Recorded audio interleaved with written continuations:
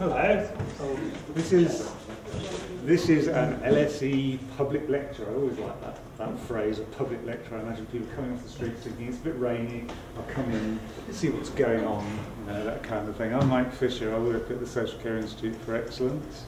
We're running a project jointly with LSE on knowledge transfer. We've had a series of lectures to look at what key people in the field can give us, because it's a very messy field. One of the things we've learned is it's a very messy field, a lot of work going on in health, but as many concepts as you can imagine under the sun, really.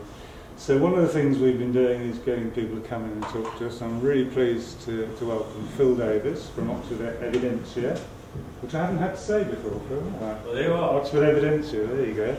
Did we get the pronunciation right? That's the question. I think I might be one of the few people who've ever heard Phil introduced somewhat insensitively to an international audience as speaking American.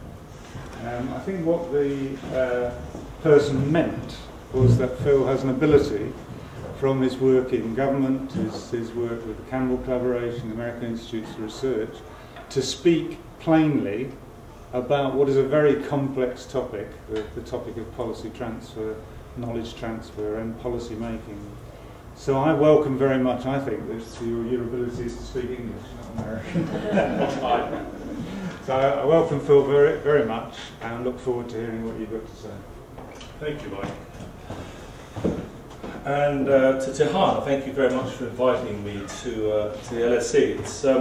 It's odd to be talking to this subject at the LSE. I did part of my undergraduate degree here almost 40 years ago, and I was taught by the likes of Richard Titmuss and Brian Abel-Smith and David Donaldson, people for whom getting research to practice didn't seem to be a problem. I think I'm right in saying if you take the 1946 National Health Service Bill, a lot of it was written by either Brian or Richard, either trolling down the road to Whitehall or them coming up here, but you can see a lot of their work in the original 46 bill for the National Health Service. So it's not as if we haven't done it or can't do it, or that we don't do it. It's just that we're now beginning to make it into an intellectual science in its own right. The very terms, knowledge transfer, knowledge brokering, what else do we have? Knowledge exchange, there's all sorts of terms.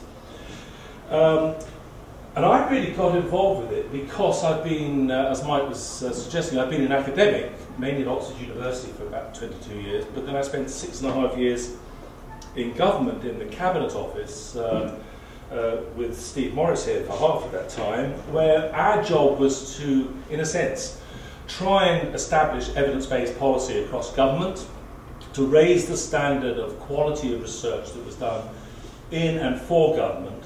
And I think the third element was to try and make sure that research and research evidence played a significant part in policy making.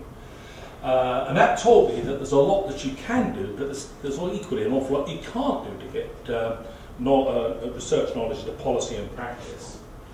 Now you notice I've said that it's policy and practice, because I know people have got different interests here. My experience is greatest on the policy side, and they're not the same. I should say that ahead of time. But there are similarities I think we can work with for the purpose of this presentation. And you'll see in some of the examples I'm going to give, some of them are in the policy field and others are in more practice areas, particularly health and health sciences, because that's where I've done most of my own research and work. So what gap am I talking about? I took mine the gap. I had an American visitor here last year who was riding the underground with me, and every station we got out at, they said, you know, mind the gap. And he just turned to me and said, why the hell do you have a gap? Which struck me as a rather good question. If anyone has the answer to that, it does seem as a public policy issue. Why would you have a gap that people have to mind? You think a bit of pre-planning, they could have... I think it's to do with the history of the railway, but I don't know. I'm guessing. My gap is the gap that can exist, but doesn't always exist, between the research community and the policy community. And I want to be careful here because it's very easy to have stereotypifications.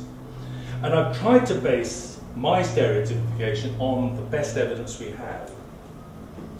Jonathan Lomas is a name in the field that if you don't know, you should get to know. Jonathan is extremely able. He is a Brit.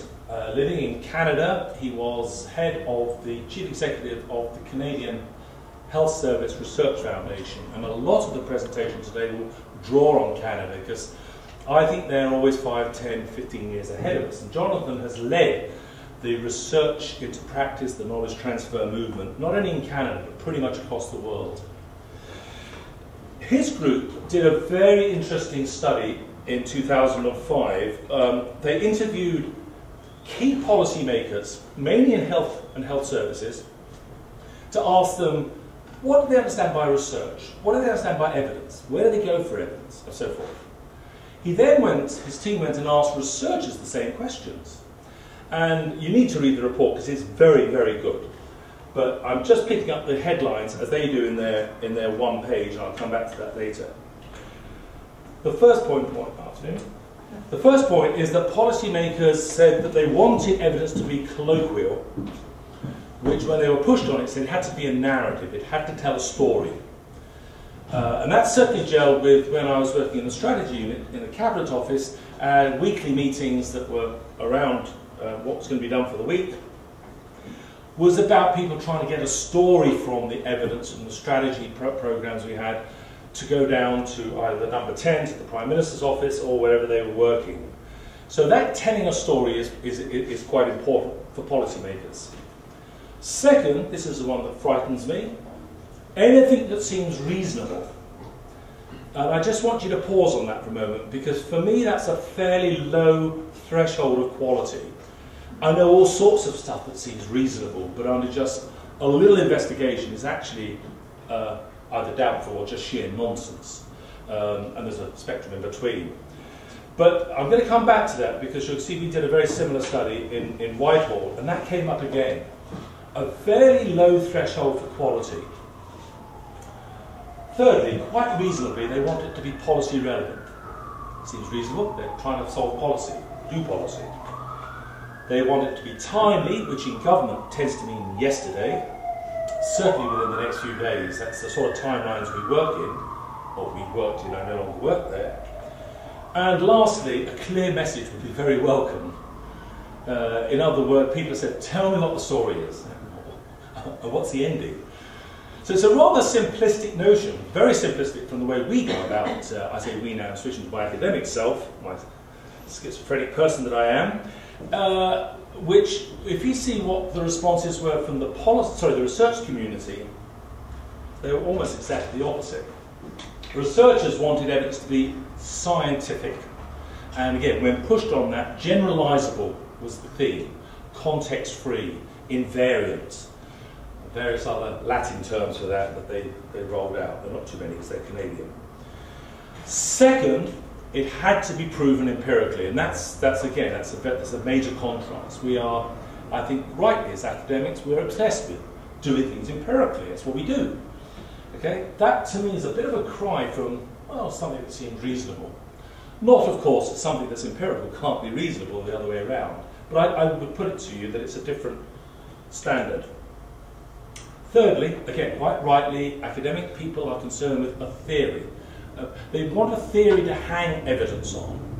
It has to have what I now call, really what we call a theory of change, a logic model. If you like, how is this policy supposed to work? What is the underlying logic for it? And that can be either, applied theory, or it can be general theory, or it can be Parsonian theory if you wish, but it needs a theory to it.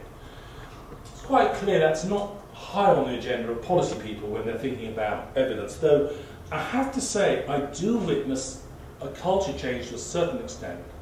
I've just come from a meeting at the Department of Health on a project I'm involved in, and we spent 20 minutes, a 1-hour meeting, at their initiative, to discuss the theory of change. I was very impressed that it may be that people are beginning to say if you don't have a theory that brings it together, or lays out how a policy is supposed to work, then policy ain't going to work.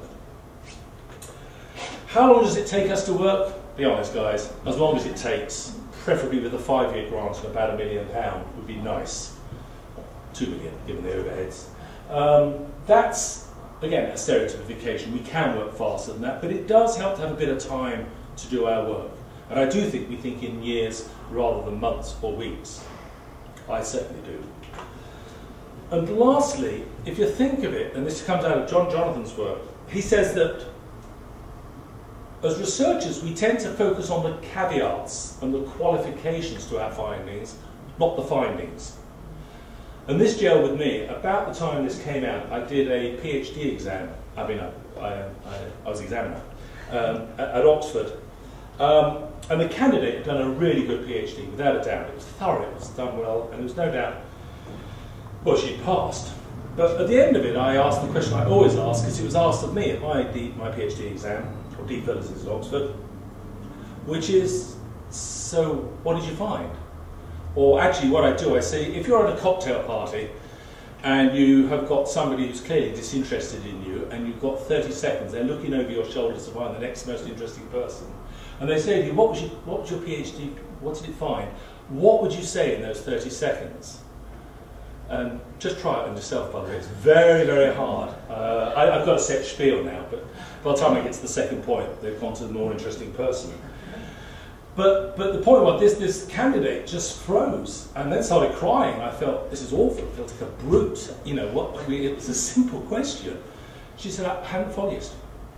I can't answer that question. So to cut a long story short, one of the things you can do at Oxford, as I'm sure at the LSE, other universities, you have a month to change typos and things like that. We said, well, given you've got to make some corrections and pagination, just think about that issue and just let us know. She came back a month later, she said, that was wonderful. I've been working on this for 4 years. I'd never zoomed out. I'd never been able to think about what was the finding. I was so into the caveats, the qualifications. So, they look like stereotypification. This is a little bit grounded in qualitative empirical research by a very good team of people. And now this is the cheesy bit. That's a bridge. And in fact, the group that Dave and I work on for the WHO is called the Bridge. We are a bridge team. The bridge stands for something in the WHO. I cannot begin to think what it is. But it's trying to build this bridge between those two communities. Here's the advertisement. That's what I do. That's what our company, Oxford Evidentia, does. In many ways, we try to do it. We try and help the research design. We try to do systematic reviews, this, that, and the other. And it really does require the ability to work from left to right and from right to left on the bridge.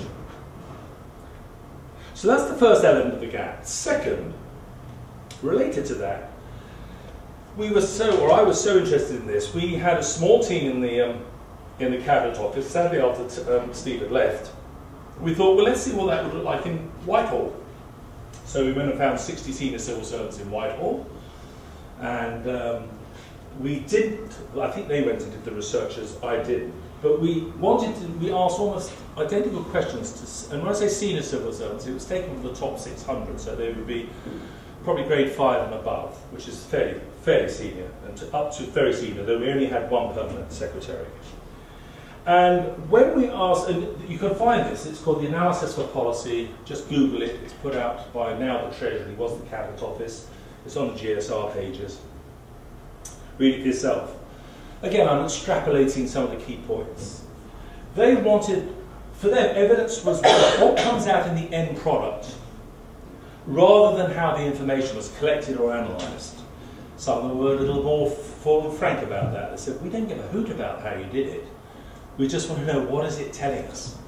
Okay? We assume, if it comes from the Government Social Research Service, somebody has quality proved it for validity and all those nice things that we're concerned with, external validity and reporting and what have you. Second, they said anecdotal evidence is the most useful, and we pushed them on that. We said, well, why? Well, again, it's this point, it tells a story and it connects with people in a way, they said, that research often doesn't. I want to come back to that, because that's a shame, because our work is only grounded in what people tell us. Whether you're doing a survey or ethnography, it should be grounded in that.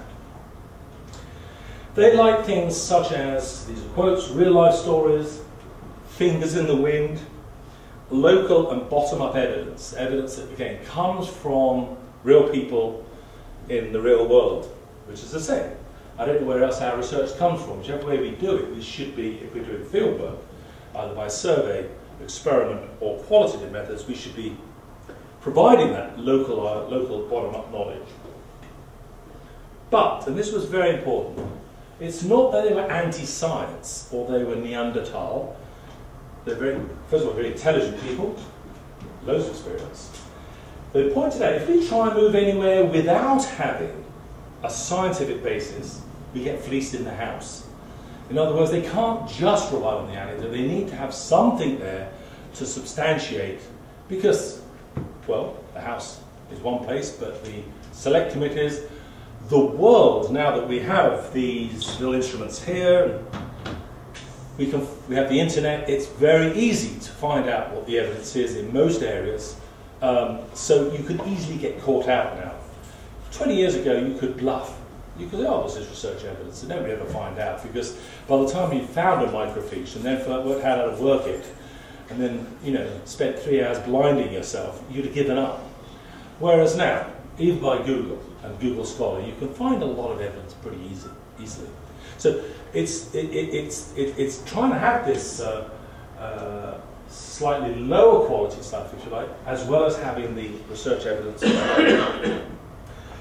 We pushed them on why they didn't use research evidence as much as other types of research as evidence. And just let me rehearse with you some of this is from across the 60s, some of the phrases they came up with. They said it was too long, research evidence. It's verbose, too detailed, too dense, impenetrable. Then when it gets better, actually doesn't. Too much jargon, too methodological, untimely, and irrelevant for policy.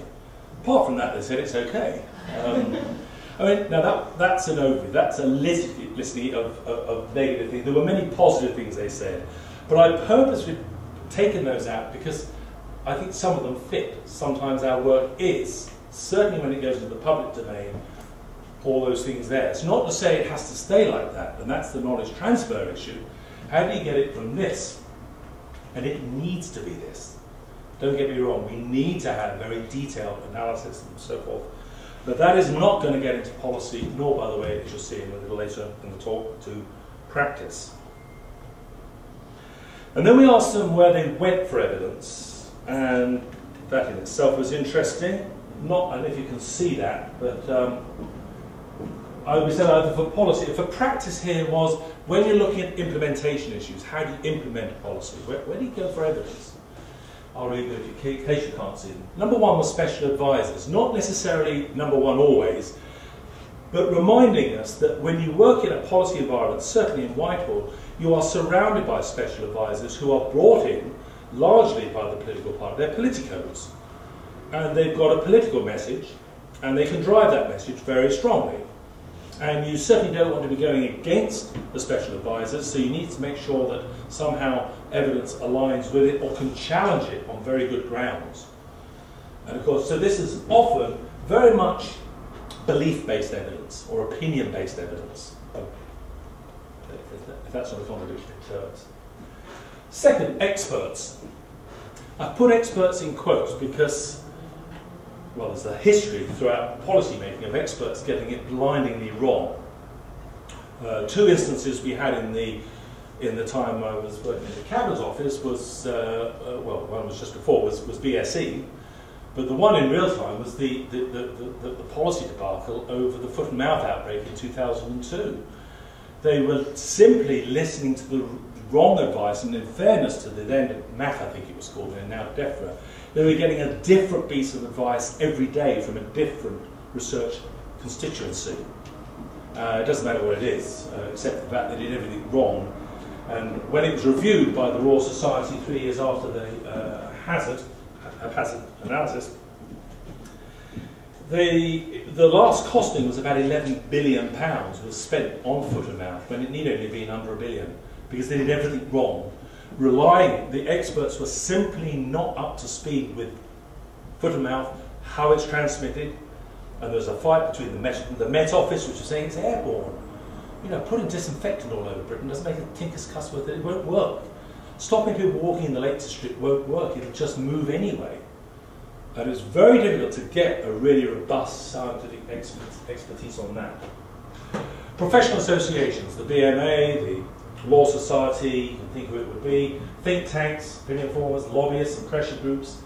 These two together are important. It's not that think tanks aren't research-based, they are. It's not that lobbyists or pressure groups aren't research-based, but usually both of them are selectively research-based, particularly lobbyists.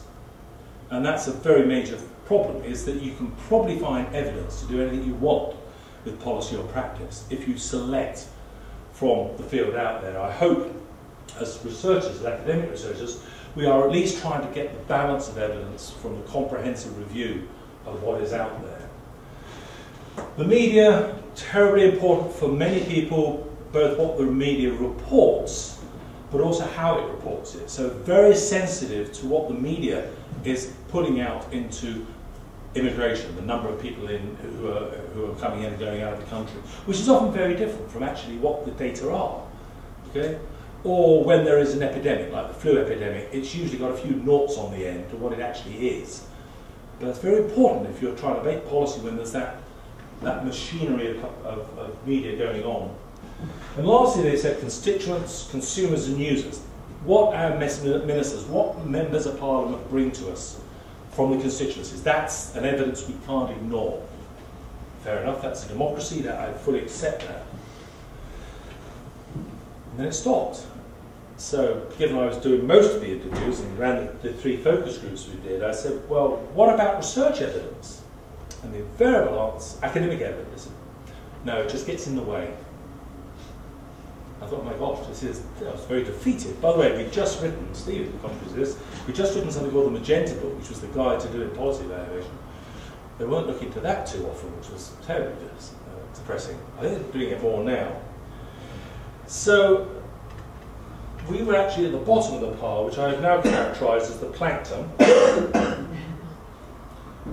And I think that we should be trying to get up the food chain, if that is the way the food chain works, towards the sharks. And I think that's what knowledge transfer is about. It's trying to get this work further up the field, or certainly interacting with these other elements.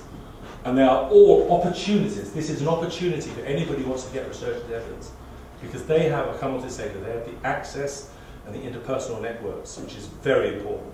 If you want to take home a message today, interpersonal networks are crucial. I'll come on to that. Okay, from our point of view, we providers of evidence, there is sometimes a supply problem. The model I do work with is that we have a government and a practitioner, a policy community out there, and us, I'll do that again, I like that, coming in and joining here, but not getting absorbed. We keep this independence, but we connect, okay? And that bit here can be a little bit, or it can be half, or it can be 3/4. Usually it's about somewhere around there. But it at least can and wants to connect. Now there's another perfectly reasonable position for academics to take, and that's to come along and slam on the brakes and make sure that there, it says red, get it? Make sure there's what people call the boundary distance. If you look into systems theory, we must maintain a boundary distance, because otherwise we get absorbed into this, we take on their agenda, we lose our objectivity, and we become the paxes, whatever term you want to use, the paxes of government. We become the Fall Guys and what have you. I think that's a perfectly respectable position. I don't hold to it because I like it. And I think I'm able to work, and many people in this room I can see work in this area, without losing their independence. But I do acknowledge that there is a challenge there. Once you come into this world, you can at least be perceived to have lost that important boundary distance. And I just want to make some key points what I think about that boundary distance. Tell me if you agree or disagree. First of all, I'm arguing that they're largely systemic differences. They're not ad hominem. That's very important. It's not that academics don't get it, or that they're useless, or that they're head in the sky. It's more systemic there. The system of knowledge production and knowledge use are different systems. The systems that well, let's explore a little further. I think we have different values, we have different priorities and different expectations. And I think, to a large extent, that should be the case. We certainly work to different timetables. Back to the age-old tension within academia, of are we collecting knowledge for its own sake or knowledge for action?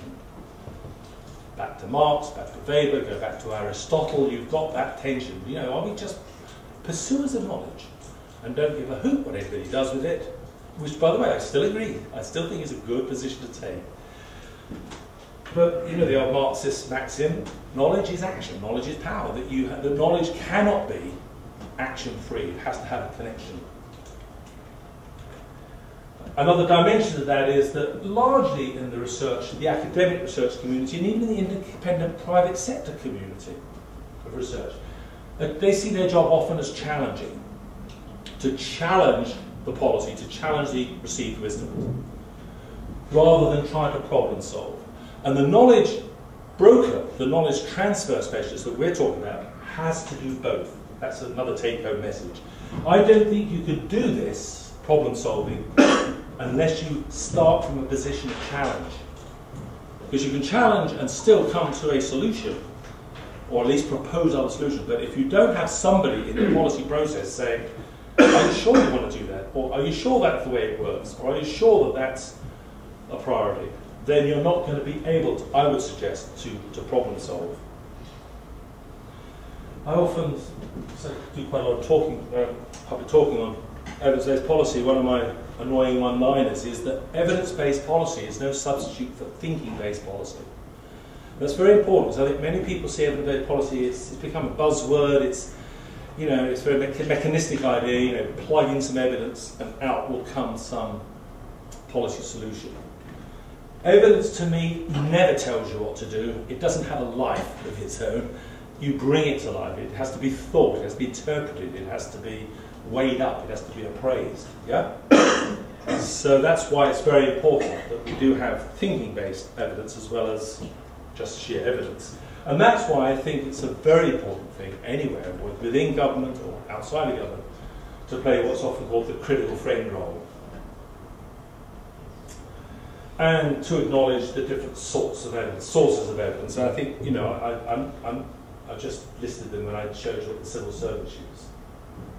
The one that they didn't mention, but I put in here, because I think this is growing, is what I call ideologues evidence. Particularly the belief-based evidence that seems to be creeping into a lot of public discourse, which is, of course, a consequence of having a diverse, open society, which is right. But it means that all sorts of people are now informing the policy discourse because they believe it. They believe it on abortion, they believe it on the world's flat, they believe it on all sorts of things. And it's just interesting for me to mark that it's possibly having a greater influence than it maybe did 20 years ago. I don't know. But I think belief-based evidence, institutionally belief-based evidence, is something that we have to recognise. Okay. Now, before I look to how can we fix this, and obviously I think we do, I wouldn't be here otherwise, let me just remind us of the factors other than evidence that go into policy making and indeed practice decision making. I'm arguing, I hope most people in this room would want evidence of some sort. I would hope social scientific research evidence to be at the heart, the centre of decision making.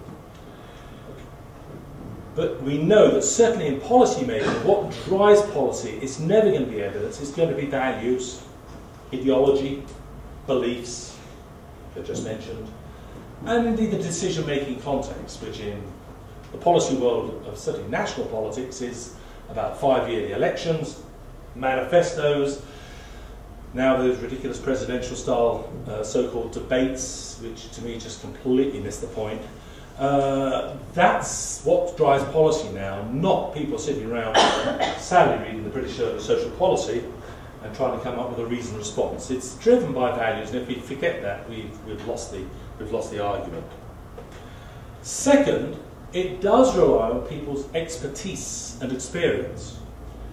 Civil servants are not stupid, they're not neophytes, they've been around a bit, they've seen a bit, they've seen different governments, they've heard the arguments every which way, they've been in government for more than, we're still at the moment, we just had a long period of one government, but even within that there are different nuances. If you've been in government for 30 years, you've probably seen 4 governments, four completely different sets of ideas. So that builds up an experience and expertise, which I want to come back to later. And what I'm trying to do here, because I'm lousy at graphics, I'm trying to show that these things interconnect. Okay? And if we can get that experience, particularly when it's trying to interpret evidence, to give value to it, to give meaning to it. And second, judgment. Policymakers, practitioners have to make judgments, they have to make close calls, often in very tight timelines of very difficult situations. Just think of all the difficult decisions that social workers have been accused of not making good decisions and judgments in cases like Baby P and the whole history of that. Well, it's a hell of a close call, but it is just about using the evidence on what a good child intervention practice is, which is important. It's in the fire of line, in the line of fire rather, you really do need to have a call on it, and you might get it wrong. Fifthly, resources. If anybody tells you that evidence-based policy is doing what works, I don't think that's anywhere near right, because lots of things work in policy and in practice, but then they can't work given the availability or the lack of availability of resources, which of course is something we're really running into at the moment. So to me, evidence-based policy is what works at what price, or what cost rather, to achieve what outcomes, and that's very important. So when we say what works, well, what are you trying to do? If you don't have an outcome and a series of outputs and activities that you're trying to achieve. So when people say, oh yeah, it's the what works movement, that's how evidence-based policy is characterised, I think it falls way short. Resources are crucial. I repeat, many things work in public policy, but if you haven't got the resources to do them, you're not going to be able to use them. Fifthly, sixthly, don't let us forget that policy making and professional practice organisations are usually highly bureaucratic. I remember very early when I joined the civil service, and I used to ask Steve actually, why the hell do we do this? And the answer was usually, well, we've always done it this way. Okay? I wasn't saying we did it the best way, but we've always done it this way. Okay? And that's the way organisations work. And there is a sort of an inbuilt, if you like, stationary model of how people work and how they engage with evidence. I mentioned lobbyists and pressure groups. I want to say it again because of their, in fact, it's because of their success I put it up there, because lobbyists seem to be a lot better than some of us in the research game. I don't think researchers see themselves as lobbyists. Maybe they should. But they're not as good as getting the access, at using their 15 minutes of contact with a senior policymaker or a minister, even better, or a prime minister, being 15 seconds, and using it. And I think that's something we might be able to learn, is how do you get those special moments? I want to come back in a minute to the KT moment, the knowledge transfer moment. If you can find it, use it. And lastly, not to be forgotten, again, it's coming back to real politics, I guess, is that lots of policy making is just responding to everyday pragmatics, everyday contingencies. It's either flooding or drought. We said we're going to have both this month. In Oxfordshire last week, we had a drought call. We'll turn our taps on. This week, we're going to have a flood problem, apparently, because it's rained for 3 days. Quite extraordinary.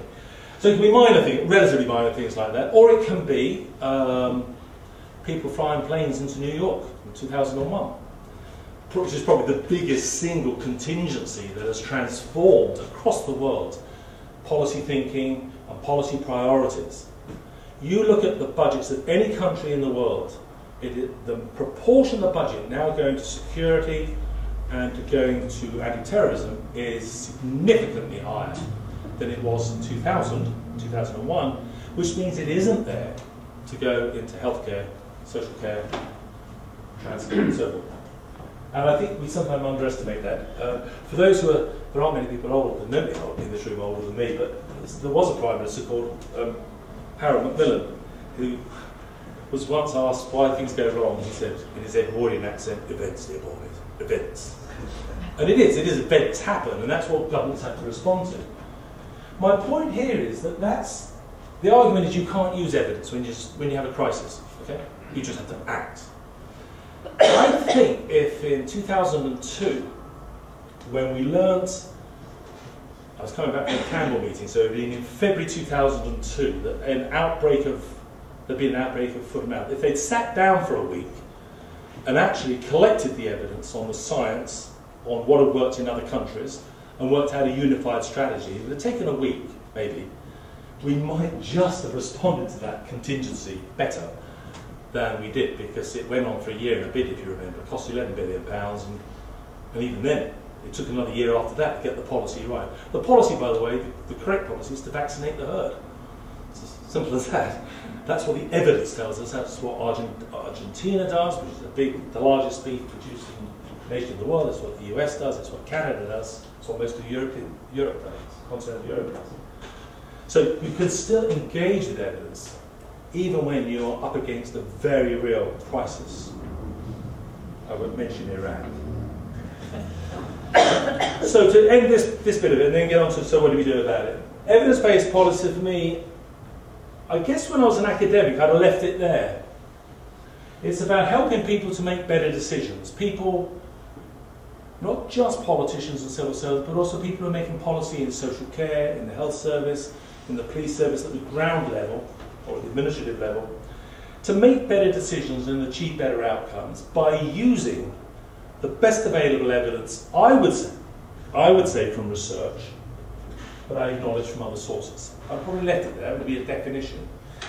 But I would now have this add-on and integrating it with decision makers' knowledge, skills, experience, expertise and judgment. My argument is if we can bring these two worlds together, you've got a very powerful tool for making better decisions, for developing policy and practice in a more informed and I would think probably a more successful way. We can stop there and discuss that if you like, but I do have a few ideas just if I may take a few more minutes. What works in terms of getting research into practice? Only some of this I think I could see is even half evidence-based, but people say, you've been around a bit, Phil, what do you think works? So I shall try and substantiate every one of these claims, but some of them is just, I think I'm just throwing out as what I think seems to be the best balance of knowledge at the moment. First of all is to understand the policy process. So I'm going back now to policy. I flip between, I'm sorry, but a lot of my work is, I'm working in South Africa at the moment a lot, very much trying to help the South African government get policy evidence into policy. And first of all, I want to present to you the rational model, almost to say to ignore it. The rational model, and you'll find these in any government department, they've all got the stuff on the wall. I think this is from DEFRA, but it may not, it could be DW, I don't know, it doesn't matter where it comes from. They're always circular, and they've always got these logical steps that you go around. It's as if, okay, week 1, okay guys, we're going to understand the situation. Okay, week 3, right, now let's develop and praise the options. Week 6, right, you ready for delivery?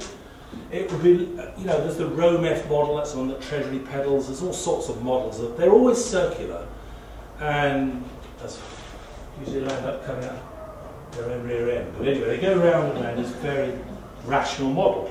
Now, I do believe you can impose this, does anybody ever read Abraham Kaplan nowadays? Wonderful book called Reconstituted Logic, 1964. Kaplan says that what we do in the research world is we impose a reconstituted logic upon a logic in use. And we need to do that because we're trying to bring order to the world. So this brings order to we believe this is the way it works. And you can do that. You can sort of break down the policy cycle roughly. But a pal of mine who works at CLG, Department of Community and Local Government, says, no, Phil, this is what policy making is like. The details don't matter. Lots of agencies, lots of people, lots of bodies, lots of quangos, lots of measurement things, lots of regulatory things. I've chosen this particular diagram because it's a spaghetti. It's a bit haphazard, chaotic. Okay, and it's probably more like that than the rather neat model that we often present and say, here's our policy model. Because understanding the policy process is to understand how do you get into that and how do you make some sense of it. But if you like, this is the logic in use, to use Kaplan's term, how to develop the reconstituted logic. So that's the first point. To understand the policy process, I'll say a bit more about that, which I'll do now. How does policy get made? Again, I turn to Jonathan Lomas, an earlier work of his. He points out that policy making isn't an event. It's not a timetable. We talk about the policy timetable, and I'm going to do so in a minute. But it's a process. And he says, in I think a really great article, seeing policy making as a rational process, quote, fails to do justice to the ethereal nature of that diffuse, haphazard, and sometimes volatile process called decision making. Okay? It's a bit murky out there, to paraphrase. And to understand the policy process, you have to understand its murkiness, and with a bit of luck, get into it. Sorry, I just moved on twice. Yes. So I'm trying to get much on one slide. And another point, which is my third take-home message, because I agree with this. The unit of research transfer is rarely the single study. In fact, just let's stop there. I want to say that again. It's rarely the single study. The thing you're on today's show in the morning, a study has shown, I immediately turn off and go and do something else because I don't care.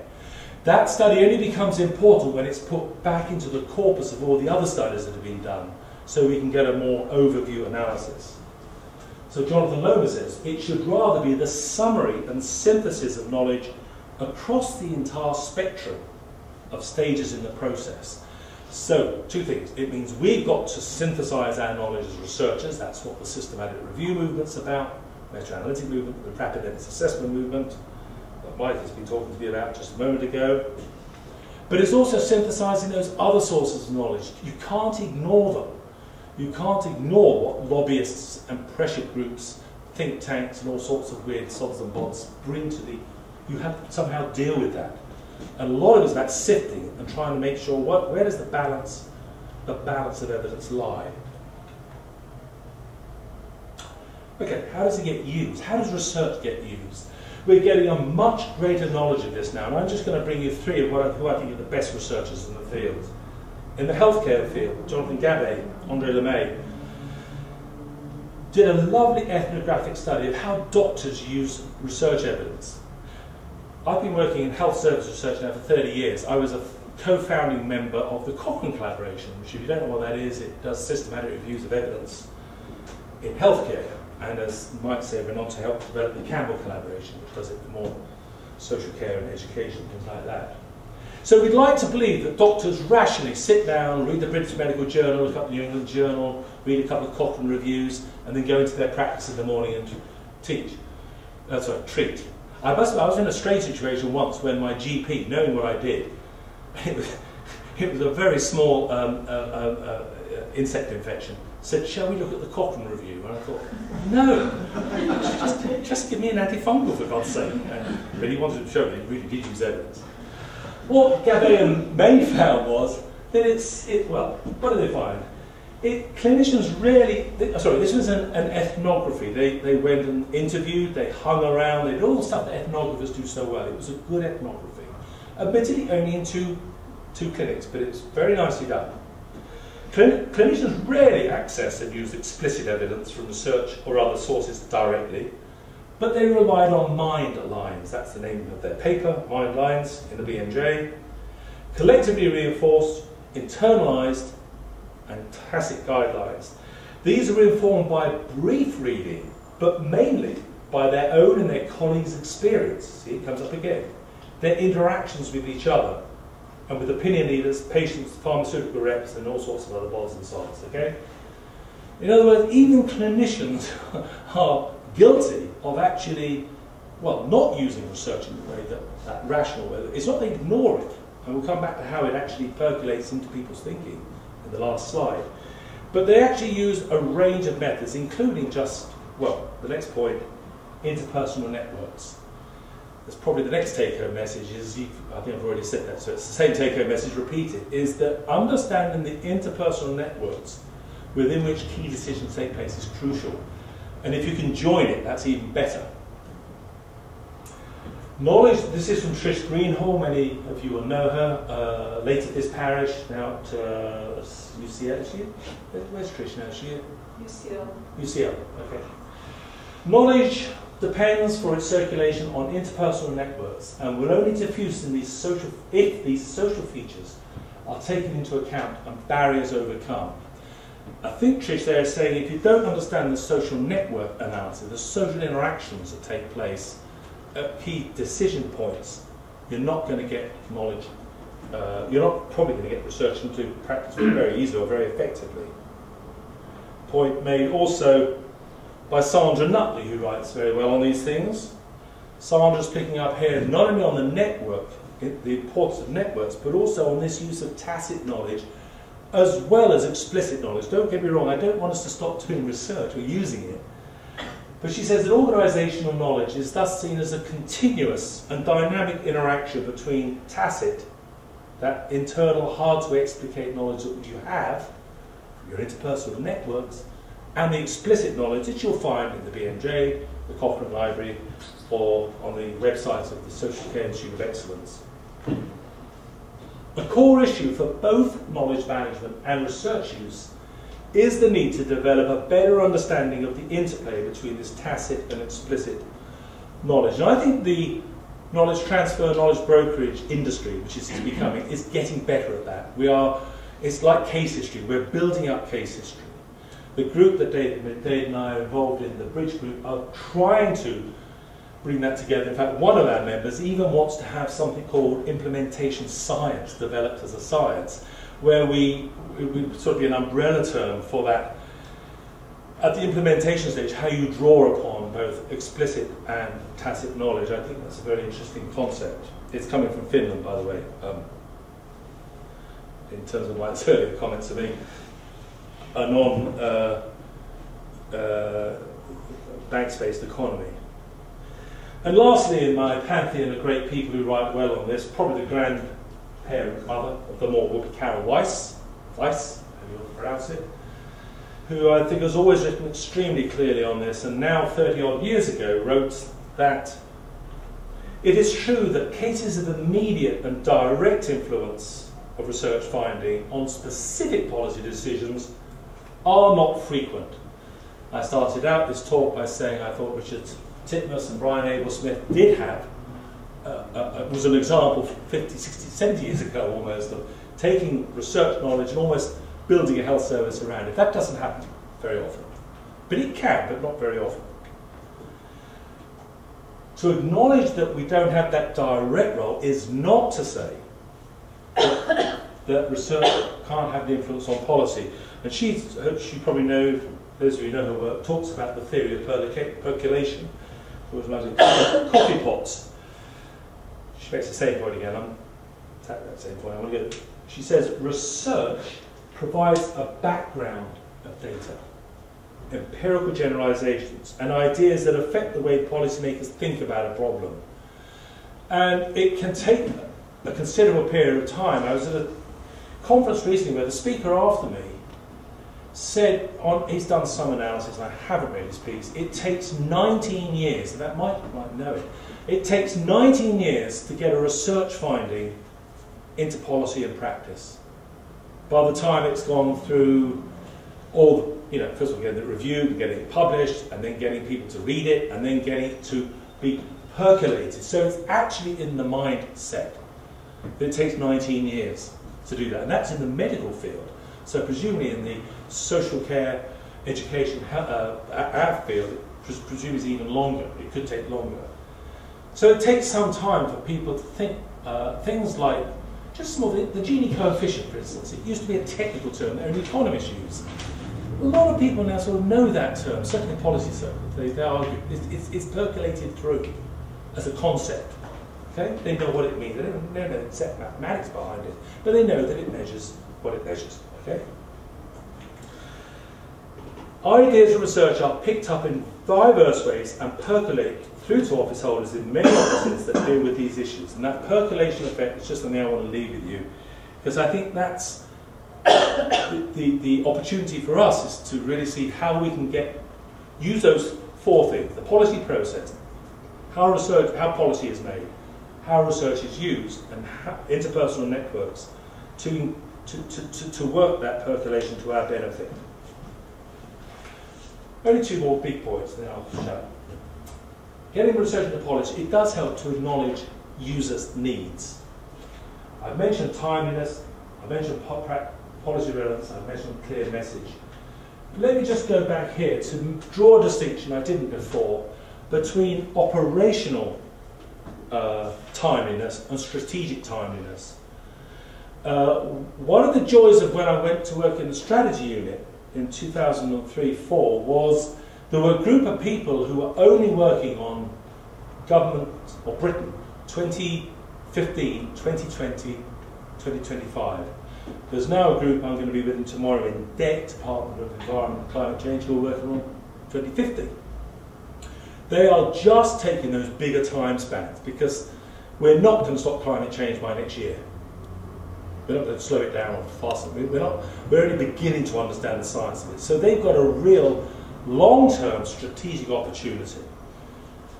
Steve and I were involved in a project which is going to be celebrated next week as it comes to its fruition 11 years later, called the Employment Retention and Advancement Project that we started in 2001, I guess.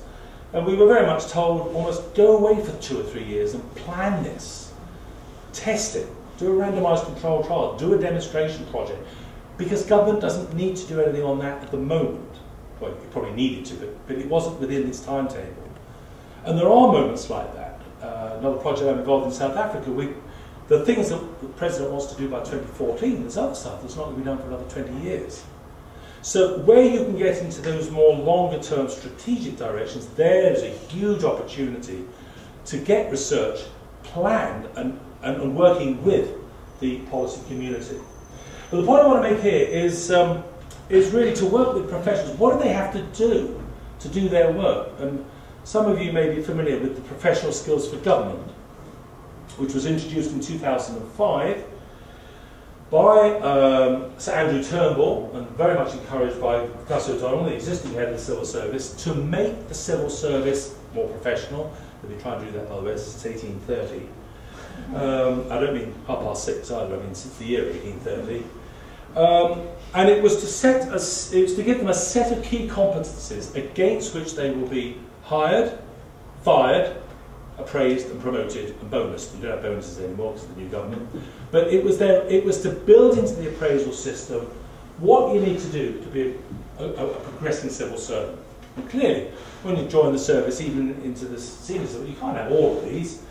But by the time you get to a grade 3 to 1 level permanent secretary, you should have all of them.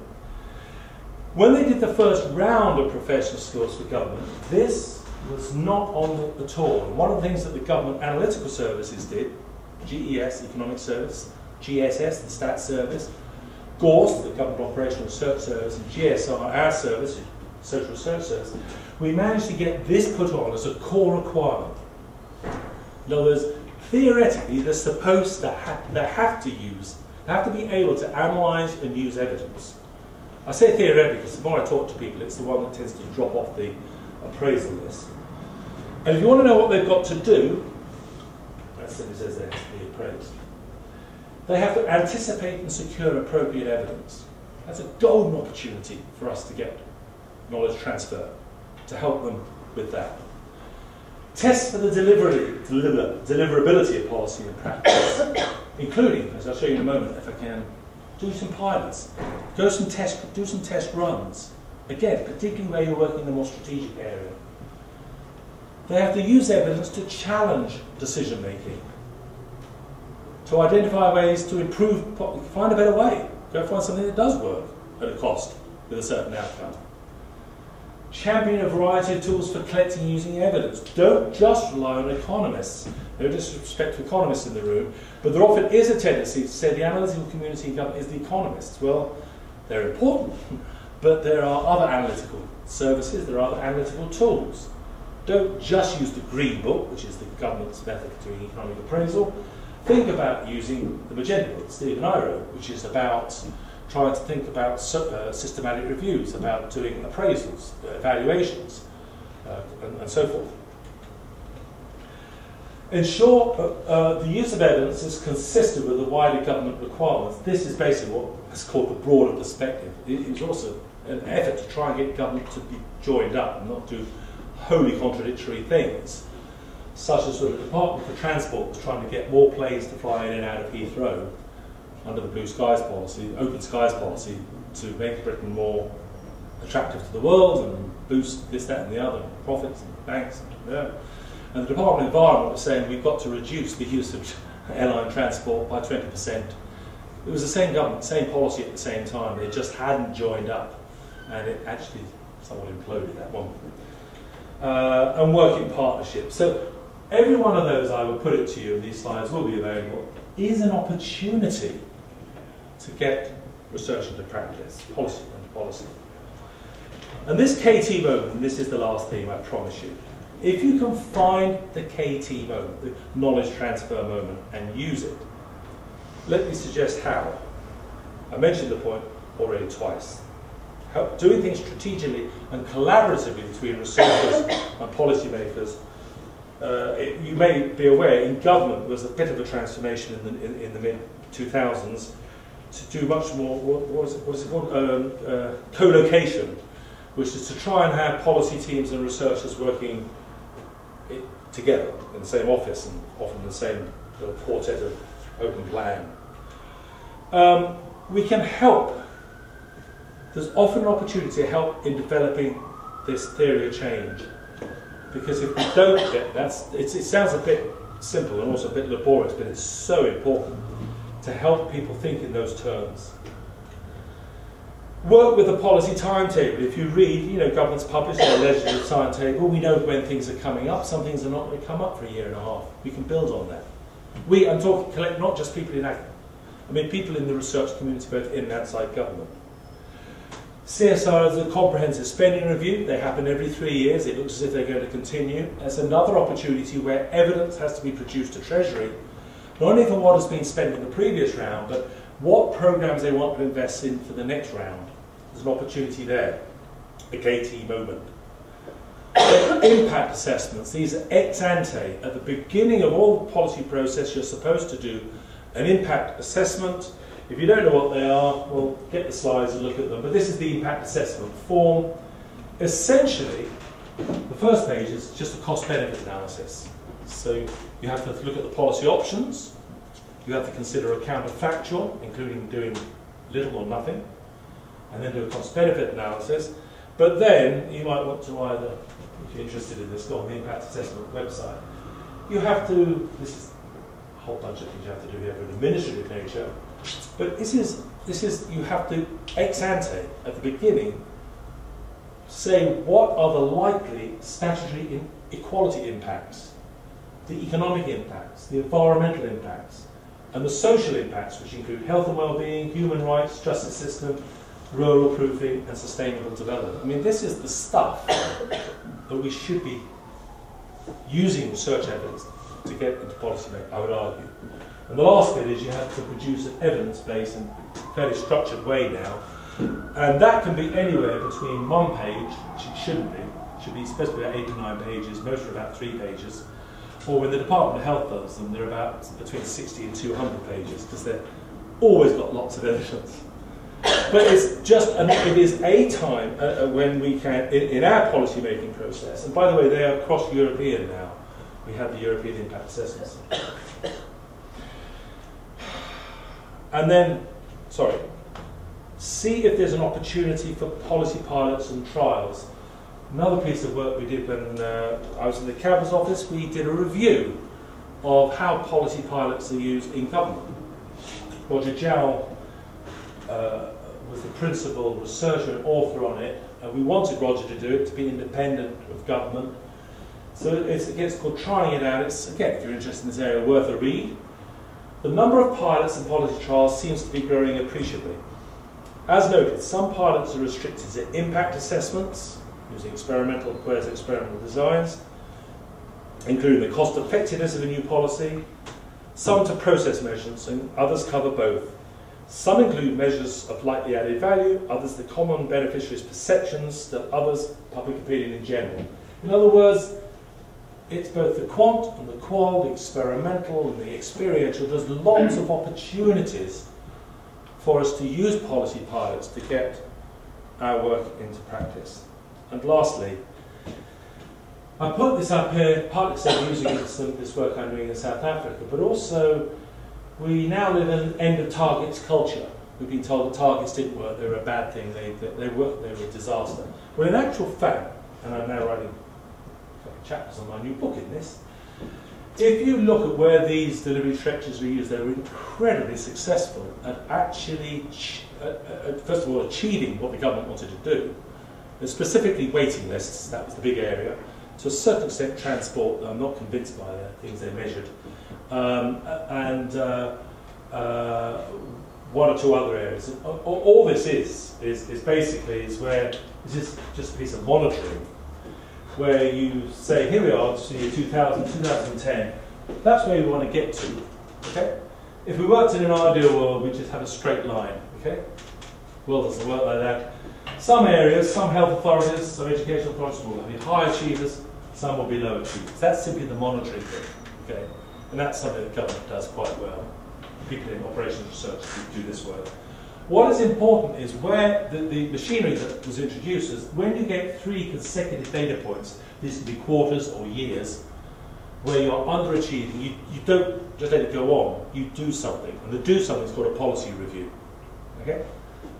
And those policy reviews is where you have 6 weeks very focused on finding out what's going wrong, where's the evidence to put it right, what does research tell us, what do we have to make of research? It's very much about research and the policy. And one of the most exciting things that ever did the whole 6.5 years in government was working on 2 policy reviews, because it was really, in real time, trying to rescue failing public services by using the evidence that we had from a variety of sources. I'm going to quit there. I have one other point, but it's irrelevant, because I mentioned most of it before. That's how to get hold of me. I think we need to spend some time answering questions. Thank you. Thank you very much.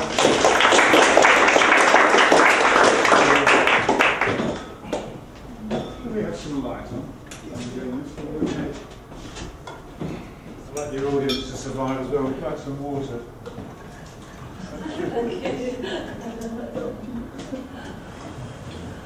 I'm afraid we closed the windows because of the sound. We're trying to get a good recording for another reason. I always find it very refreshing to listen to Phil, but I also find it a bit daunting when I think about how policy is really made. You say you need 300 competent people to form a government, and do you think we have 300 competent MPs? Well, small talks. So lots of sources. You had your hand up first. Yes, let's get some questions out, shall we? Yeah, sure. Let's get 2 or 3 out, and then we'll say what needs to be said. I was at a meeting about 5 years ago when Michael Marmot brought out his social determinants of health report. It was hosted by the Wellcome Trust, and there they had somebody from the Cabinet Office to tell us as health researchers how to put out research and policy. And somebody from the Cabinet Office came and said, well, what you've got to think is that all MPs want to be elected within 4 years. So that on one side of the paper you have to have 4 bullets of actions that they can perform which will improve the lives of their voters before the next election. So that was a kind of slightly more cynical sort of route between research and policy. Yeah. But I just looked at your models, and they're all involved in some way contact between the researcher and the politician, they're mediated in different ways. You don't think maybe of having a theory of change that looks at the different constituencies that impact on political decision making? Yeah. Let's just note that. You've got 4-year horizons, you've got 17-year horizons as well. Yes. Thanks for that. I find that very, very interesting. I've been looking at this whole issue of policy transfer in a developing country context so much. And the question I wanted to ask you, the way you presented your work, which I don't think you intended doing that, was there was very little about the political dimension. So political parties, and they have ideologies, they have ways of thinking. So do academic researchers. They have to write it so and so forth. So the question about when a certain policy would get onto the agenda would have to match with political thinking of the time. And you could also then therefore think of, for example, kingdoms, multiple streams. You can think of saboteurs, policy brokers, and that itself is quite interesting to understand at what time. I mean, your organization, you could say that you're politically neutral in terms of ideas, as compared to, say, a lobbyist who can very quickly secure the evidence irrespective of which political belief they are. So I think there's a difference between what a lobbyist might do, Absolutely. and what an academic researcher who's either left or right might want to bring across. And I think the classic one is Legrand's competition in the National Health Service, Yeah. which was, I mean, he said he was very disappointed because it didn't get implemented as much as he would.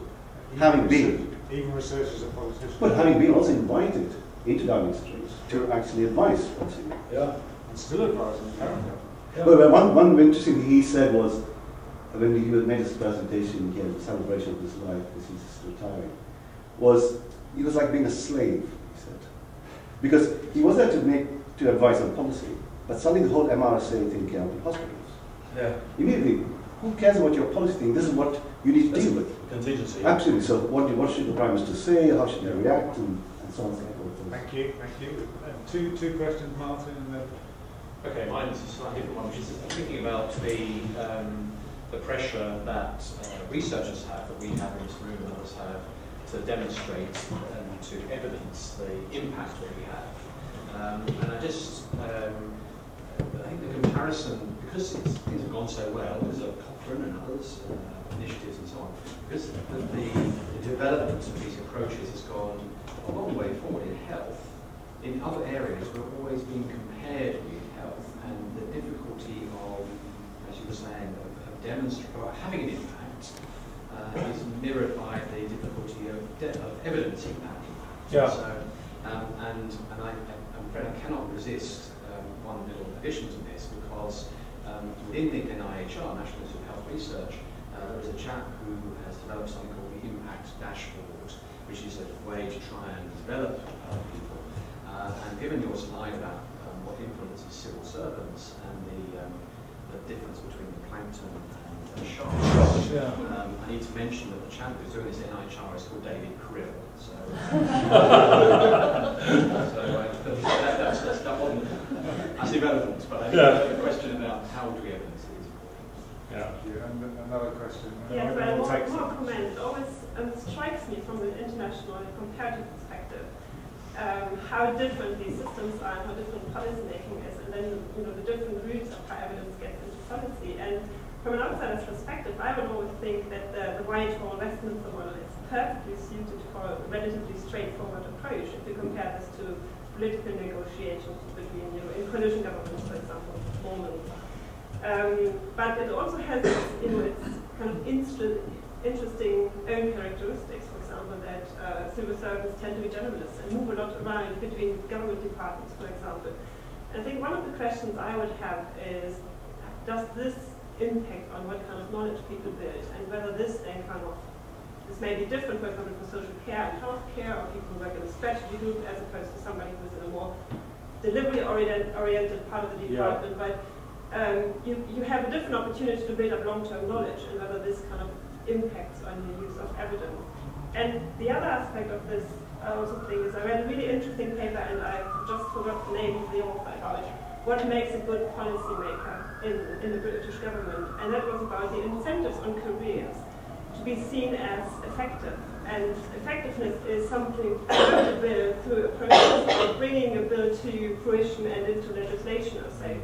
And then part of this is to use evidence at the appropriate stages. But it also kind of gives an explanation why you would have an incentive to use it selectively, because it kind of shapes your view on what you want to know and how you can strengthen your case to, for submissions into ministers or something like this. So I think there are a lot of kind of interesting details about the British civil service that shape, how this plays into and international differences. Okay, any other questions? Just hold on to them for the time. Let's get some responses from you both. Yeah. 4 bullets. What is write this down for?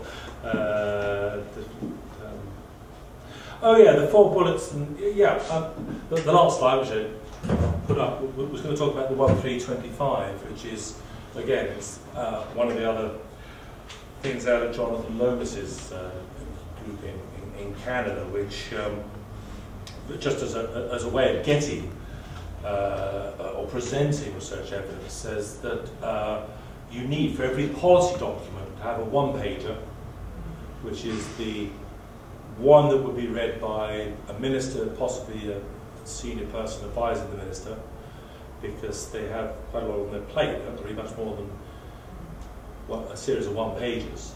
A 3-pager is the classic executive summary. And the killer is that no document should be more than 25 pages, the circulating government. They introduced this in Canada in the late 90s and was very effective at changing, certainly the amount of reading of research evidence. And Lomas would argue that actually people started thinking very much in terms of, have you read the 3-page, have you read the 1-page? So it was trying to get presentational formats that were certainly better than what the 200-page research report that many of us write.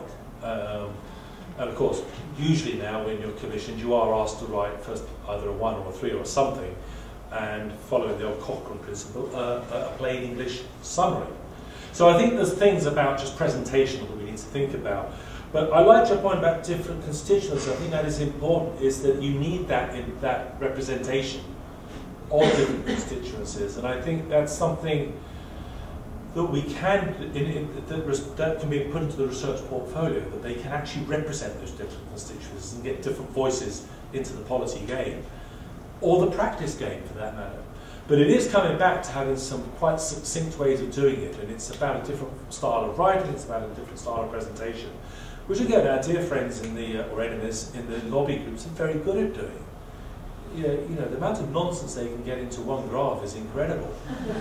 But it carries weight. Okay, first point. Yeah, I didn't want to ignore the political dimension. In fact, when I said it's about values and beliefs, that's what I was trying to get into. Another way that I didn't have time to go into, is that I'm working on, oddly, in South Africa rather than here, is trying to go upstream, which is to start getting evidence into the political parties much earlier. You get it to a certain extent here with things like IPPR and Demos and Policy Exchange and all the different CPSC, the different think tanks you have here. But one way, again, I've learned this from Canada, is to work with the political parties, particularly when they're in opposition. When they're trying to put together a new package, a new set of policies, it's when you've got the time to be a bit more reflective. And I think the evidence for that is, and Steve would say whether I'm right or wrong on this, when Labour came into power in 1997, to use that dreadful phrase, it hit the ground running with the New Deals. Because it had done quite a lot of preparatory work, I think, while it was in opposition. It had done the homework, as it were. And I think within the first year, the first New Deals were up and running. Now, so that's another way, is to get into the political machinery other than just into the political process in government. But also, let's also remember that a lot of policy making isn't done in the political sphere, it's done in the policy sphere. And of course, they interact. But a lot of policymakers basically are civil servants. It's how they are interpreting the political agenda and how they do. They are the knowledge brokers, I guess, because they're trying to get that to and froing. But the political dimension is absolutely crucial, no doubt about that. Right, comparison with health. Yeah, that's a good point. It is relatively easy with health for a number of reasons. One is most of the health professions are themselves very research-based. Certainly medicine is, nursing has become that, occupational therapy, physical therapy. Now, I don't want to offend anybody here, but I don't think social work is as research-based as a profession. Mike, I don't know if you agree. Across the piece, I think there are researchers in the social work area, but I don't think this is a research-based profession as much as nursing and certainly as much as medicine. So there's that dimension, is that the practitioners are not as research-based. That's one element. The other thing is, of course, once we get out of health, we do probably draw on a wider, maybe actually a narrower, I'm not sure which, range of methodologies. So we don't have the corpus of well-proven trials that medicine's had for time immemorial. We have a much more fluid use of both quantitative and qualitative, sometimes under-researched, sometimes under-resourced, but above all, I think, under-synthesized. We haven't really brought together the social science knowledge the way in which health sciences have done it. And that means that we don't really speak with a strong voice. And I know when we set Campbell up 11, 12 years ago, that was one of the driving forces of the collaboration was to have a group of people who really would not just bring together the trials evidence, which was about, there's been many arguments, but bringing together the whole body of social science research and trying to make it coherent. And it's hard to make a coherent and a cost-benefit analysis coherent. If you think of it, I mean, if you're jumping into, sorry, what did I say? Say that sentence again. It's hard to make a cost-benefit analysis and an ethnography and a social survey to get into a coherent whole. But I think that's what we have to do in order to make the voice of social science more available. And as for an impact dashboard, I must go look at that. That sounds just too intriguing to be true. And then the last point I'd like to say is the use of evidence is to go back to an issue of transparency. It's a good point I did make, but I want to bring it out again. It really is difficult to hide evidence nowadays. It's certainly hard for governments. I mean, long before WikiLeaks and Wikipedia and Twitter and all the social media were making it even harder to hide evidence. Just the existence of the internet and also the capacity of the general search engines. I mean, Google Scholar is getting so good now. When I'm searching academically, I usually use the Oxford University Library because it's so good, their search engine. But I come out of it to use Google because it gets it 3 times faster than the Oxford University search engines. So people can get evidence very, very quickly. And I remember Ron, a man who used to be our boss in the Cabinet Office, saying that the more you have an educated populace, the even harder it is to be non-evidence based. So if we don't have, as a research community, getting evidence of practice, actually people are beginning to do it in their own right. They're beginning to demand higher levels of knowledge use, evidence use. Again, the leaders come from healthcare. The users group in healthcare, I think, are much more developed. So patients groups. And within that, so there's the breast cancer groups, there's the prostate cancer groups, all sorts of groups which are very active users groups who are 2 steps ahead, often, even of NICE. They have really got into what the available evidence is. And that means you have I used to do ethnographies in surgeries. People go in, they're saying to their doctors, I want A, B, C, and D. And this is the effect size I'm looking for. And I want this drug, I don't want the generic, I want this particular brand name. Because they've actually got that evidence. We're nowhere near that in the criminal justice system. Parents asking for school. I mean, the knowledge base on which parents choose their schools worries me. Certainly if it's using the standardised things that the Daily Mail puts out based on SATs, things like that.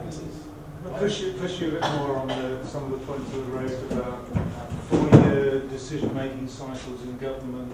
Yeah. 17 years to get into cardiac intervention, cardiac therapy. Oh, the 19 years. 17 years. 17 years, yeah. What I got on that one. And the point, an idea about generalist civil servants don't accumulate specialist knowledge in order to be able to build that. That was the point, yeah. Have you got any views on?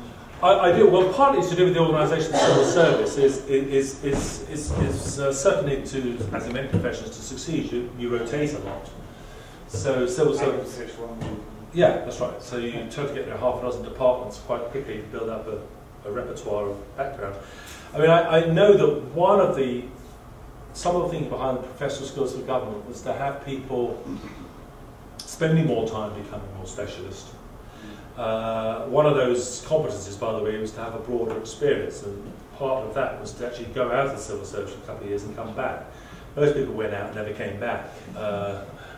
Guess what? So I think there are moves to try and get more specialists in civil service, but again, that really did start in the 1830s and again in the 1920s, and then the Haldane Report, and then in the 1960s with the Fulton Committee. We haven't got there yet, but there is a desire to do that. The 4-year cycle, yes, there are 4-year cycles. But, for instance, I think the Blair government knew in 1997 that it was in for 10 to 13 years. I mean, if you get in with a majority of 170, the chances of you being out for 5 years is very little. So there are exceptions to that, and I think, who knows, whether this lot will be in for 13 years, I'm not sure.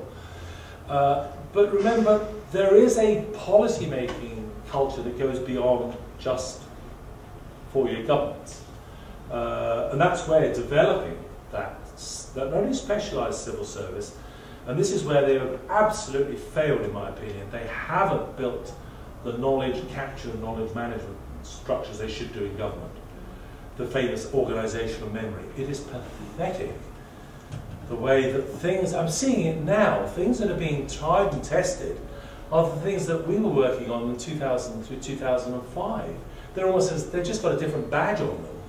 And you think they're not, for political purposes, they're not giving due credit for what went before. But I don't think the civil service has an institutional memory. It started in 2000 to have something called knowledge pools. In fact, Steve and I probably worked on them. Certainly a colleague of ours, Sharon Jones worked on this. They stopped after 18 months because there's nobody really rang with it. To say that governments need to, this isn't just Britain, the same issue in Canada, same issue certainly in South Africa where we've forgotten something's happened just 17 years ago. There's no notion that you're building and accumulating knowledge. And I think that's where governments go plural. In fact, if you had to make a show me government that actually does build knowledge and accumulate it and be able to access it, I'd be very, very pleased. I use two sites to do that. I use PACE and Policyfile. I don't know if people use them. PACE International, PAIS, which is Public and Administrative Information Systems. It's an open access database. And Policyfile is another one very similar. I think that's open access. And what that is, it's a repository of proven, attempted, failed, forgotten about initiatives from around the world. And it's populated by things like the Kennedy School at Harvard, the Hoover School at Stanford. It's very American-centered, I'm afraid. The whatever it's called is Ottawa. It'll come to me in a minute. There is an Indian group in there. There's an African group in there as well. So there are sources outside of government that are trying to have that repository, but it is very underdeveloped. And nowhere near, shall we say, a Cochrane library or the NICE directory or anything like that. It's way, way off the pace. And I can yeah, please. It would be really interesting to unpick this about, your comments about institutional memory, because I think there is an organizational component to this. How is knowledge managed, or how is research managed? Especially, also research that's commissioned by departments, for example. And one experience I had is that I've been on my team, or the team I'm part of, was asked the same question by the same team within 3 years. Yeah. It was a different person there, but you wonder, don't they have these things on their filing system somehow that you've already submitted a report on the same thing? So that was one experience. And then the other one, I think, is connected with earlier comment on anecdotes. I think there's something like almost like an oral tradition, isn't it? Yeah. So that this is, there's something very human about remembering the anecdote as opposed to the number or the complicated evidence or case or so. But also, in the absence of, perhaps a more formalized structure, I think it becomes even more important. And something that struck me was people who returned from, I looked at international comparative before learning from abroad, and people who returned from study tours, spent 3 days, for example, in Germany, and then I met 3 people that all told the same story about robots in hospital and how effective they were in managing the laundry system, which was not the point of the whole study tour at all, but it's something that's memorable and that's retold, and it's almost like, these kind of things live on. So I think there is almost like like an oral tradition or narrative thing that kind of strengthens your aspect on anecdotes. I think that's really interesting. I just thought we don't have oral historians in government. I mean, it's flippant, but it may be a sensible thing to think about. People who actually do, their job is to be, we don't have historians, to my knowledge, who work at capturing either the explicit written history or that oral tradition. I think that's, that's a really interesting point. I can't see that taking place in Whitehall, but I can see the case for it. I think we should make that the last point. One last point, because you've been very patient. There you go. In terms of getting research into practice, you as a researcher, as we as researchers, may have ideas that we think should be the way things should be done. So have you ever come across, say, ethical dilemmas, or a sense of where you believe it should be done a certain way, and it hasn't been done the way that you'd like it to be done, And then how do you resolve those sorts of issues? I hope you mean by that not just the ethics of research, which is one issue. I mean the ethics of policy. Yeah. Right, absolutely. And I'm very fortunate to have worked with some people in Oxford and who do this very well. Tony Hope, some people may know Tony as well. He's a clinical ethicist, he's a psychiatrist and a philosopher. And I've learned so much from working with Tony. One of the things he's taught me personally, and I try and help others to think about the ethical dimension of policy making. It's the sort of the important next circle of it. You've gone through all these, like the theory of change, the randomised control trial, the survey, the ethnography. What are the ethics of it? And I through Tony's tutelage, think about it. The policy making is always about trade-offs. Yeah, it's about trading one group off against another, usually anyway. So, and Tony has this really wonderful example that I've used in many cases. If you've got £1 million left, say £500,000, the current a few £100 left in the health budget, okay, you could spend it on one of two things. You could spend it on a special care baby unit, or you could spend it on the care of the elderly unit. And what Tony does is, he said, what would you do? And if I did it here, I know that most of you would say chip babies. Okay? You then go through, because that's almost a natural reaction on babies are cute. You say, why did you say that? I said, oh, babies are cute. Their futures ahead of them, this, that, and the other. And they said the special care baby units, we're talking about babies less than 1,500 grams at birth. Oh, I didn't know that, okay. Then you look at some of the issues, you analyse as you go through it. By the end of that little exercise, nearly everybody changes to the care of the elderly unit. Now, Tony's point is that that sort of decision, that trade-off, it is an ethical issue because it comes out of how we value early life and late life. And the trouble is we value both.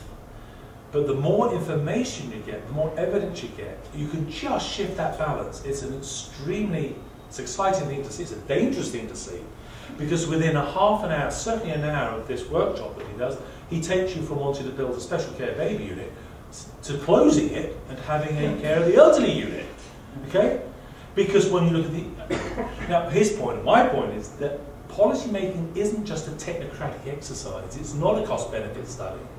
We use the cost-benefit study with the qualis and the quadis and whatever you want to measure to try and find out the relative, if you like, from a reconstituted logic point of view, the relative merits of each. But ultimately, it is about how we value babies and elderly people. Hence why things like in healthcare, the Oregon method is tried. We've tried citizens' juries, we've tried all sorts of consultative ways, so that those decisions are made on some collective notions of value, rather than just that those few people who are in decisions, who often make it on wholly arbitrary grounds and don't realise they're making massively ethical issues. Massively ethical issues. And I said earlier, don't get me going on Iraq, because that's the whole issue behind Iraq. It was trading off one set of important political processes against others. But that's for another day. Or Libya. Or anywhere where we go. Thank you very much, Phil. We finally got ethics into the mix. We're in a knowledge pool. We've got sharks and plankton. Managed to add krill. We've got Mr. Krill, Dr. Krill. I'm glad the sharks have got ethics at last. Thank you very much, Phil. That's daunting but refreshing. And I hope you've all enjoyed and learned something this afternoon. Thank you very much.